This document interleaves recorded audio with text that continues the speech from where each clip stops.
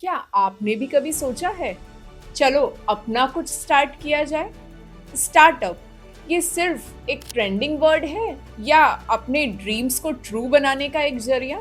आइए आज के इस वीडियो में हम जानते हैं स्टार्टअप कैसे रिकॉग्नाइज होता है, उसमें क्या बेनिफिट्स मिलते हैं। स्टार्टअप को शुरू कैसे किया जा सकता है, स्टार्टअप कौन रजिस्टर करवा सकता है, और स्टार्टअप से रिलेटेड बहुत से सवाल जो आपके दिमाग में चल रहे होंगे, उन सब का सॉल्यूशन लेकर हम आज शुरू करने जा रहे हैं स्टार्टअप का सफर। Hi, I am CA Priya Somani और मैं हूँ CA Lavkush Somani and you are watching us at the CA जोड़ी। ओके, तो सबसे पहले आप हमें ये बताइए कि स्टार्टअप क्या होता है और ये नॉर्मल बिजनेस से अलग कैसे है? स्टार्टअप भी एक बिजनेस आइडिया ही होता है जिसको आप बिजनेस का रूप देते हैं। It can be in the form of an innovative business idea, जो बिजनेस अपने आप में बहुत बड़ा स्केलेबल मॉडल पे जा सकता है, या ऐसा कोई बिजनेस आइडिया जिससे आप मैन पावर को हाई लेवल पे स्केल कर सकते हैं, जिससे बहुत सारे लोगों को आप हायर कर सकते हैं और अपनी जॉब पे रख सकते हैं। ओके, यानी इन अदर वर्ड्स इकोनॉमी को बूस्ट करने का एक तरीका है। Maybe you can say. Nice. Okay, so अब आप मुझे ये बताइए कि क्या हर कोई अपना स्टार्टअप लेकर आ सकता है? अगर मेरे पास एक बिजनेस आइडिया है तो can I go for registering startup? Definitely startup आप भी रजिस्टर कर सकते हो, लेकिन स्टार्टअप रजिस्टर करने के लिए कुछ प्री डिटरमाइंड कंडीशंस है जो गवर्नमेंट ऑफ इंडिया ने डाल रखी है। पहली, एक रजिस्टर्ड पार्टनरशिप फर्म या limited liability partnership that is called LLP, या एक कंपनी। ये तीन type of entities he startup की तरह रिकॉग्नाइज हो सकती है। एक प्रोप्राइटरशिप फर्म या रेगुलर पार्टनरशिप फर्म नहीं रिकॉग्नाइज हो सकती। ओके, सो थोड़ा मुझे इसी में आगे बताइए कि रजिस्टर करने का प्रोसेस क्या होता है, डॉक्यूमेंट्स इसमें क्या क्या रिक्वायरमेंट होते हैं, and who is the appropriate person? किसी प्रोफेशनल के पास ही जाना होता है या हम खुद भी स्टार्टअप रजिस्टर कर सकते हैं? देखिए, सबसे पहले तो आपको कोई भी बिजनेस स्टार्ट करना है एज अ स्टार्टअप, तो आपको एंटिटी फॉर्मेशन करनी पड़ेगी। जो तीन टाइप ऑफ एंटिटीज मैंने बताई, आप उनमें से कोई भी एक टाइप चूज करके एंटिटी फॉर्म कर सकते हैं। एक बार आपकी एंटिटी फॉर्म हो जाती है, उसके बाद में आप उसको गवर्नमेंट के स्टार्टअप पोर्टल पे जाकर रजिस्टर कर सकते हैं। Yes, you can do it yourself also, और you can hire consultant like us also. It is always advisable to hire consultant like us, so that आपके स्टार्टअप रिकॉग्निशन में perfection आए और आगे जो गवर्नमेंट के बेनिफिट्स लेने हैं उनमें आपको किसी तरीके की तकलीफ ना आए। ओके, अच्छा, एक और सवाल कि अगर मेरा ऑलरेडी बिजनेस कोई चल रहा है, अब मैं क्या उसको स्टार्टअप की तरह रिकॉग्नाइज करवा सकती हूँ? देखिए, अगर आपका कोई बिजनेस चल रहा है और अगर आपने वो एंटिटी ऑलरेडी कुछ दिनों पहले फॉर्म करी है इन तीन टाइप में से, तो आप उसको स्टार्टअप की तरह रिकॉग्नाइज कर सकते हैं। इट इज नॉट नेसेसरी कि आपको स्टार्टअप रिकॉग्नाइज करने के लिए at the time of inception ही उसको रजिस्टर करना पड़े। यानी अगर मेरा बिजनेस से लास्ट 10 इयर्स से चल रहा है, देन ऑल्सो अब मैं जाके स्टार्टअप रजिस्टर? नहीं, 10 साल पहले तो स्टार्टअप स्कीम ही नहीं आई थी। जब से स्टार्टअप स्कीम आई है उसके बाद में आप रिकॉग्नाइज कर सकते हो। तो स्टार्टअप में रजिस्टर करने के लिए क्या कोई मिनिमम इन्वेस्टमेंट की जरूरत होती है? नहीं, ऐसा कुछ भी नहीं है। आप स्टार्टअप में रजिस्टर करने के लिए 10,000 रुपए से भी स्टार्ट कर सकते हैं, 1 लाख रुपए से भी स्टार्ट कर सकते हैं। It depends upon your business model. Okay, nice. So that means हमारे जैसे बहुत सारे बहुत सारी छोटी छोटी गृहिणियां जो होती है, जो छोटा छोटा अपना बिजनेस सेटअप्स घर से ही लेकर आती हैं, so anybody can think of doing a startup. But one person can not start a startup. Again I repeat, आपको उसके लिए पार्टनरशिप, एलएलपी या कंपनी होनी जरूरी है। Yes, right. तो स्टार्टअप को सरकार की तरफ से क्या बेनिफिट मिलता है? सबसे पहले तो अगर आप स्टार्टअप की तरह एप्लीकेशन डालते हैं तो गवर्नमेंट आपको एक सर्टिफिकेट ऑफ रिकॉग्निशन देता है और आपको एक सेपरेट डीपीआईआईटी नंबर देता है। Okay. उससे आप स्टार्टअप की तरह रिकॉग्नाइज हो गए।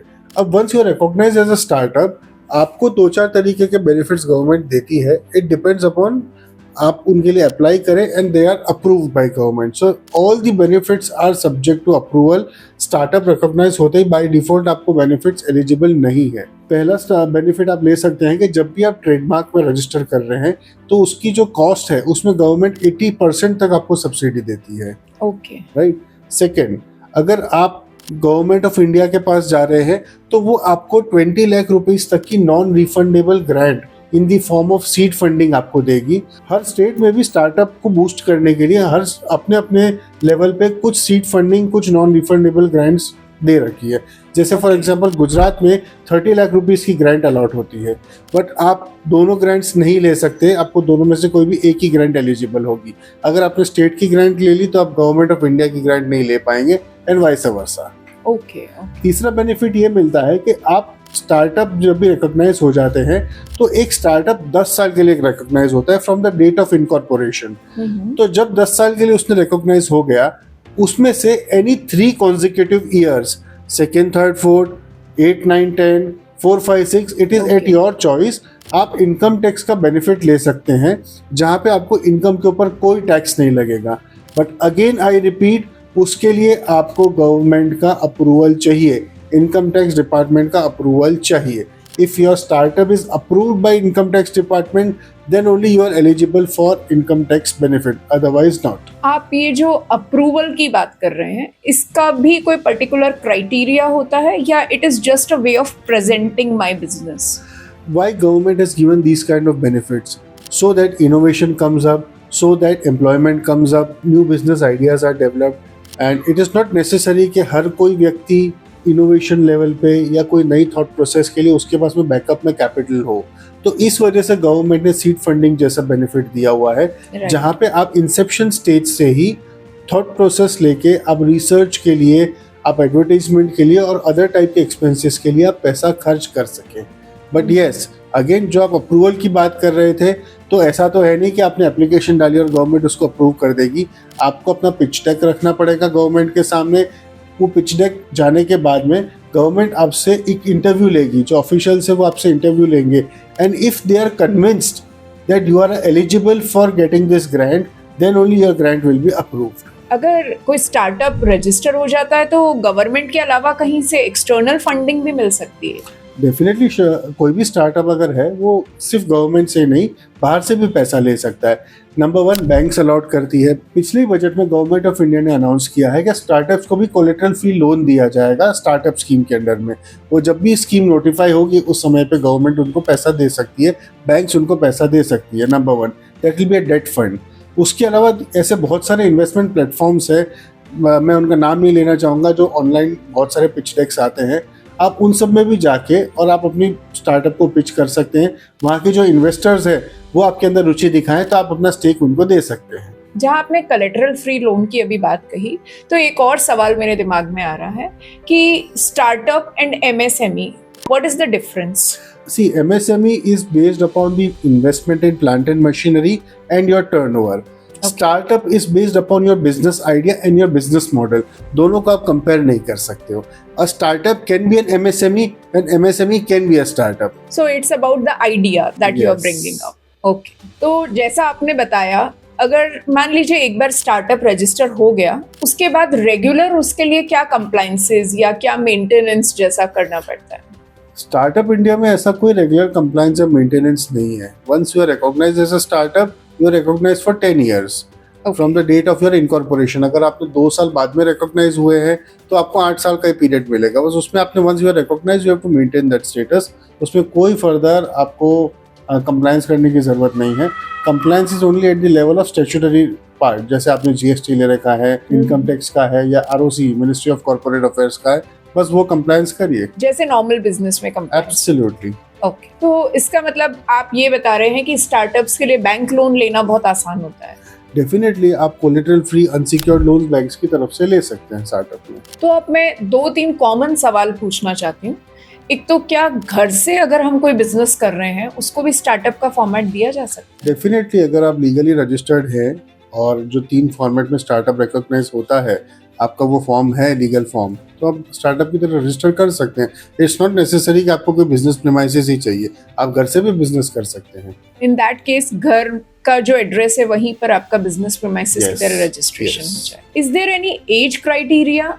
अगर कोई स्टूडेंट है, वो कोई अच्छा नया बिजनेस आइडिया लेकर आ रहा है, तो can that be registered as startup? Definitely yes. Startup recognise करने के लिए कोई एज क्राइटेरिया नहीं है। Any person who is a major can become a partner in a partnership firm, can become a designated partner in a LLP, or can become a shareholder or a director in a company.